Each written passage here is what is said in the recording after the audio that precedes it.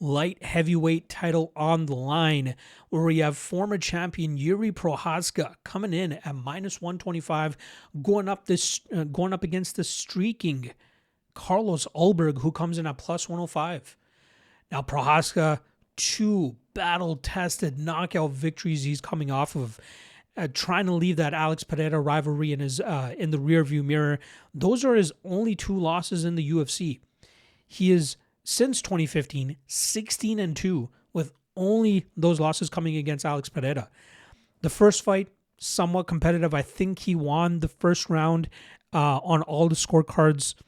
And then when let me just double check that real quick. In the first meeting, Prochazka won the first round on all three scorecards, and then he ended up getting caught in the second round. And then in the second fight, Pereira was seemingly hurting Yuri with every shot that he was landing, and then eventually finished him, I believe, in the second round as well. But the asterisk I'd put behind the second Pereira fight, if you guys remember, that was a very short notice fight. That was, I believe, UFC 303. That card was supposed to be headlined by Conor McGregor and Michael Chandler on, I believe, a week or two before the fight took place. McGregor pulls out due to a pinky toe injury or whatever the fuck it was. And the UFC's first call was to Alex Pereira, who was in Australia doing seminars, and him to rematch Yuri Prochazka. Especially with Prochazka coming off that big knockout win over Alexander Rakic at UFC 300.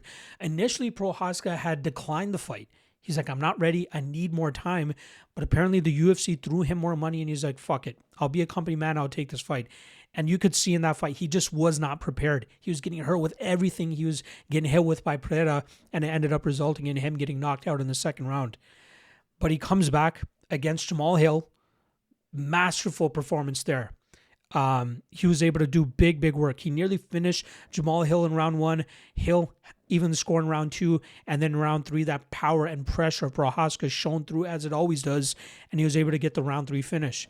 The win against Khalil Roundtree, that was one where he was down on all scorecards, I believe, going into that third round, but you could see around that 8 or 9 minute mark that the pressure of Yuri was really starting to catch up to Roundtree, and Roundtree was getting more busted up. He was starting to slow down. He was sucking wind, and then in that third round, I think Prochazka knew he needed a finish, and he could sense Roundtree slowing down, put the pressure on him, and eventually got him out of there in that third round. That is Prochazka at his best. Even if he's losing early in fights, he has the cardio and the pressure to break anybody. It's just if his chin holds up. If his chin holds up, guys are in for a shit kicking, right? He is a guy he makes up, what he lacks in technical abilities, he makes up in pure warrior spirit and his ability to just go out there and break guys. Guys have tried to wrestle him. His wrestling has held up, and he's been able to go out there and finish those guys. He's still only 33 years old, right? You're talking about a guy with 38 fights of experience, high-level experience too, even before coming to the UFC. And I think that the fact that he won the title kind of goes to show that what kind of potential he actually had coming into the promotion in that war that he had against Glover Teixeira.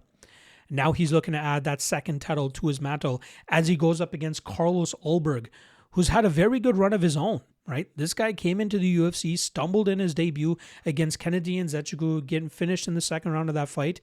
And now he's had solid maturity and growth over the last 5 years.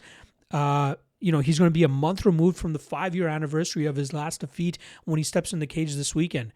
He's come through with 6 finishes and 9 wins, probably none more important than his last one against Dominic Reyes.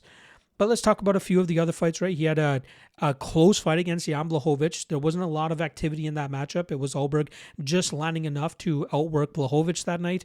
The Oezdemir fight, that was a good breakdown of Oezdemir and then winning that fight on the scorecards. I think Oezdemir tried implementing wrestling in the first round, didn't work out for him, and then he ended up just being too far behind it, and Ulberg was able to just outpoint him there. But Ulberg at his best, very good technical striker, and you saw that in the Dominic Reyes fight. He was stalking Reyes, looking for his opening, looking for the right counters, and then when he finally let go, he was able to put Reyes away. And that's Ulberg at his best. Good technical striker, good footwork, good distance management, very much improved his grappling game offensively and defensively specifically, but offensively as well, where we've seen him seek out takedowns and even get that submission over Da Un Jung a couple fights back. So he is a skilled fighter. He has reached the potential that I think a lot of people expected from him when he came off the Contender Series, even after that fumble in his UFC debut. Now is a time where he tries to implement it, so much so to the point that he can finally get some UFC gold wrapped around his waist. I just don't think it's going to happen, though. I think he's fighting too tough of a guy here in Prochazka. I'm seeing a lot of people with confidence on the Ulberg side, but if Ulberg can't knock Prochazka out within the first round and a half, I think he's kind of fucked. I think this is primarily going to be a striking battle. I don't think either guy will really go to the grappling game because they know that will probably gas them out sooner than they're hoping to. And the fact that this is a 5-round fight, I think heavily favors Prochazka.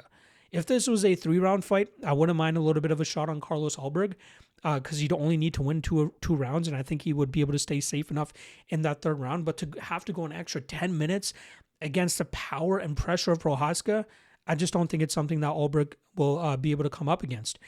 There's a lot of people, including myself, that look for opportunities to fade Prochazka earlier in his UFC career because he was so wild and reckless in the striking game. But his chin has held up time and time again, and I don't believe Ulberg is as nasty of a knockout specialist as Alex Pereira is. So I think Prochazka will have to eat some shots early here, but if his chin holds up, he should be able to eventually start marching Ulberg down and work to a finish. I think Prochazka gets the finish in rounds 3 or round 4. I'd be surprised if this reaches round 5, but I think Prochazka breaks Ulberg down and finishes him in round 3 or round 4. And new, again, UFC light heavyweight champion Yuri Prochazka.